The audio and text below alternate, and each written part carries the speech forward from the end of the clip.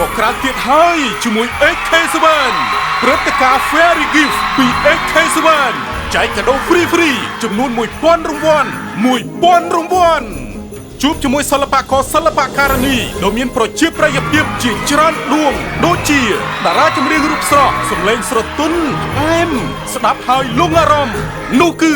កញ្ញាពេជ្រសូរិកាពិធីករស្រស់សង្ហាលោក Summer និងកញ្ញា Fafa តារាចម្រៀងវ័យក្មេងទឹកដមពីរោះគឺកញ្ញាឋាននឿថងព្រមទាំងបងប្អូនកញ្ញាជាច្រើនដួងដូចជាកញ្ញាអិនលក្ខិណាកញ្ញាផនស្រីពីកញ្ញារីស្រីណេកញ្ញាឌីបញ្ញាវិមាលាកញ្ញានងនិតកញ្ញាភូផាធិយាព្រមទាំងតារាម៉ូដែលដ៏ស្រស់ស្អាតជាច្រើនទៀតកម្មវិធីរួមមានការលេងហ្គេមឈ្នះរង្វាន់ជាច្រើនពី AK7 ដល់ទស្សនិកជនដែលបានមកចូលរួមលេងកម្សាន្តព្រមទាំងចែករង្វាន់ហ្វ្រី1000 រង្វាន់ការពិសាភេសជ្ជៈហ្វ្រីពី AK7 ការពិនិត្យស្បែកមុខនិង Make up ជូនហ្វ្រីការបាក់សម្ពោធផលិតផលថ្មី AK7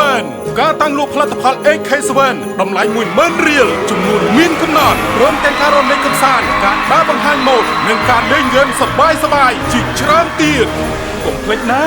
ចូលរួមដោយសេរីទាំងអស់គ្នាកម្មវិធីពិសេសនេះប្រព្រឹត្តទៅនៅថ្ងៃសៅរ៍ទី21ខែធ្នូឆ្នាំ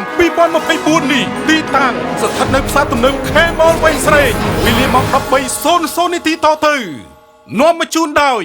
AK7 Beauty Care